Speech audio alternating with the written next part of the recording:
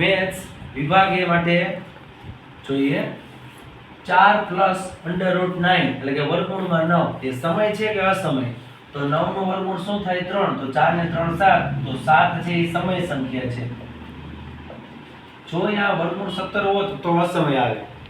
બીજું P of A બરાબર 6 ના છેદમાં 11. તો P of A બાર કેટલા? ખરેખર તો ગણતરી કરવી પડે એકમાંથી બાદ, પણ એક શોર્ટકટ કહું.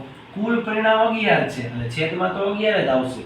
6 માં કેટલા નાખીએ તો 11 થાય? તો કે 5. એટલે જવાબ આવશે 5 ના છેદમાં 11. આની શોર્ટકટ. કુલ પરિણામ 11 છે, પેલું 6 છે તો બીજું 5 આવશે, કારણ કે 6 ને 5 11. ચાલો નવો ax2 bx c માટે આલ્ફા ઇન્ટુ બીટા.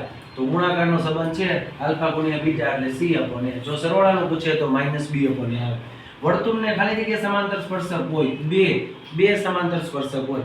m બરાબર 15, સોરી x બાર બરાબર 15, m બરાબર 15, તો z બરાબર પણ 15 આવશે. કયું સૂત્ર? z બરાબર 3m - 2x બાર. એના દ્વારા પણ આપણે ચેક કરી શકીએ. Thank you.